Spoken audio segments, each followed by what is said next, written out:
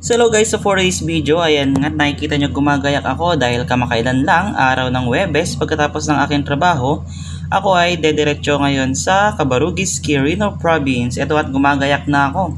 Kung nakikita nyo ay naglalagay ako ng armor, transformer yarn. Ayan nga guys, so nagsusuot ako ng protective gears para naman safe tayo. At dahil nga hindi natin alam kung ano ang mangyayari pagkatapos nating umalis dito. Kung nadang Ilocano, sakbayam, iti masakbayan. Dahil hindi naman natin alam what will happen next, ika nga. Kung makikita nyo ngayon nakasuot sa akin dibdib, ito po ay strap or lalagyan ito ng camera. Kasi nga feeling vlogger tayo, charis. Tapos ito nga, hindi pa ako matapos maglagay ng protective gears dito sa aking kamay tsaka sa paa. Sa paa na ilagay ko na dito na lang sa kamay. Tapos nakikita nyo yung bag ko dyan sa aking bewang, yan po ay belt bag. Pangikak iti mama, charis. Kung mapapansin nyo nga rin ay ako ay nakasalamin. Nagsasalamin po talaga ako madalas. Naggulo. Dahil medyo malabo po ang aking mata. Dahil simulan na nag-asawa po ako, wala na akong makitang iba. Nako, mapapanood naman ito ng asawa ko. Kikiligin na naman yarn. Charis. Nga pala guys, nagsusuot ako ng protective gears dahil medyo malayo yung ating biyahe. 2 hours from here.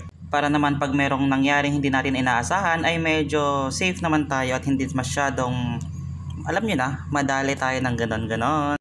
Basta bago tayo mag-travel ay mag-pray po tayo, or habang nagta-travel tayo dapat po ay nagdadasal tayo, at saka dapat may suot tayong helmet katulad po nito para naman safe tayo.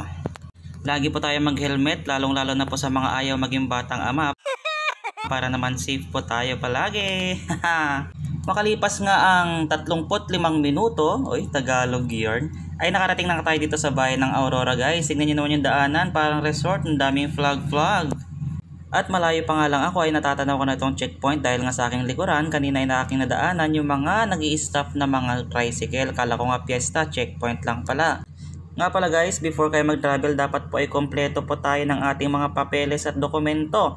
Isama mo na ang titulo ng bahay tsaka lupa ninyo. Charis, hindi naman yan kailangan ng mga checkpoint, LTO, HPG o kahit ano pang mga naghahanap yan.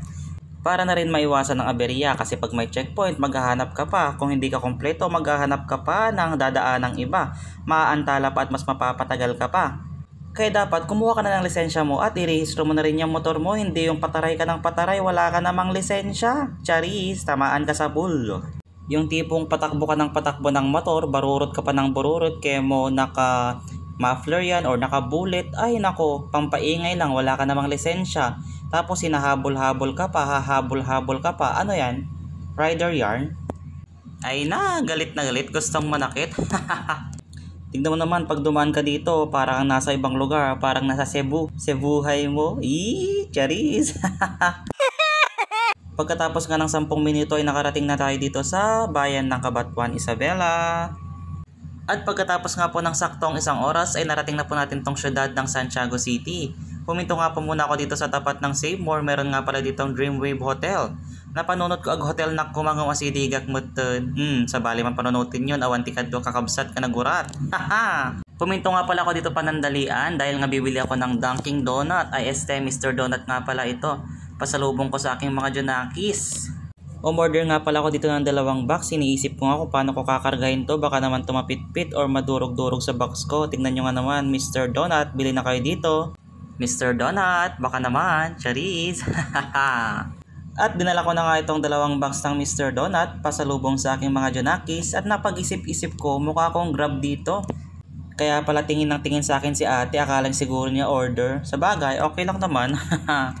Mukha tayong rider na maibit-bit na ganito. Nidala-dala tayo ganito guys, ito na siya. Dahil nga alas 6 pasado na tayo nakarating dito sa syudad ng Santiago City, ito nga't gumagayak na ulit ako.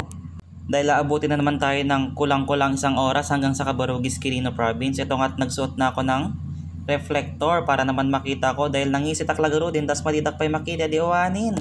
Hindi ito yung typical na sinusuot ng mga rider guys, pero sinusuot ko pa rin kasi nga pang reflector. Alam nyo ba guys na hindi ko to binili? Ito ay tinapon or initcha sa akin ng driver sa Ilagan City. Ewan ko ba kung bakit sa akin binigay. Kaya ito, sinusuot ko to pag ginagabi ako. Okay naman siya, tsaka medyo maganda. Para na rin safe tayo, lalo na pag gabi.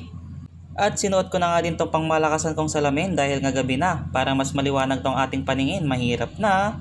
Hanggang dito na lang, agbuya kan tuman sumaro ng video ko, agyaman!